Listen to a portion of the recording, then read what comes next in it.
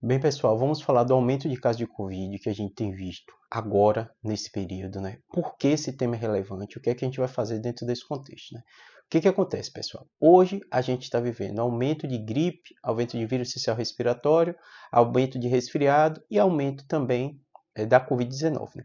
Normalmente essa é a fase que a gente aumenta, depois a gente vê uma queda. Então não é nada assustador. Talvez, comparado com os outros anos, né, a gente viu esticar um pouquinho para esse período de março, abril. Mesmo esticando esse período de março, abril, a gente sabe que a Covid é um problema sazonal. Então, naturalmente, depois desse período um pouco pior, a gente vai ver uma melhora. Por que a gente consegue afirmar isso? Porque não surgiu nenhuma nova mutação mais grave. A gente sabe que grande parte das pessoas se vacinaram, mesmo que não estejam com a vacina em dia, mas tomou vacina, que dá uma certa proteção. Pegaram Covid também, e além disso, as novas subvariantes elas são mais leves. Mas por que a gente continua falando do tema se a gente está olhando e falando que é um problema que não está um surto grave, não está tendo tanta mortalidade? Porque a Covid é uma doença nova. A gente está falando de uma doença de menos de 5 anos. Antes a gente não falava disso. E as pessoas têm que se acostumar a entender como essa doença nova funciona. Pra vocês terem ideia, o próprio Ministério da Saúde, através da Fiocruz, ela tem feito boletim Infogripe e Fiocruz toda semana.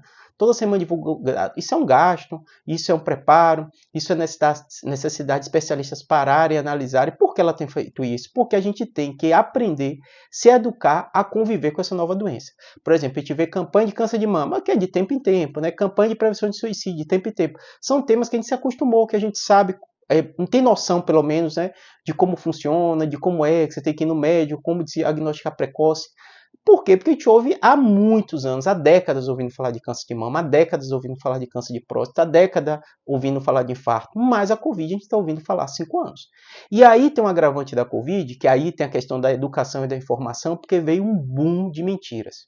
Então que a doença não existe, que foi criada em laboratório pela China, que é uma doença do novo globalismo, e mil teorias que acontecem todos os dias. Você recebe uma mensagem no WhatsApp, eu recebo aqui comentários sobre isso, não são poucas pessoas.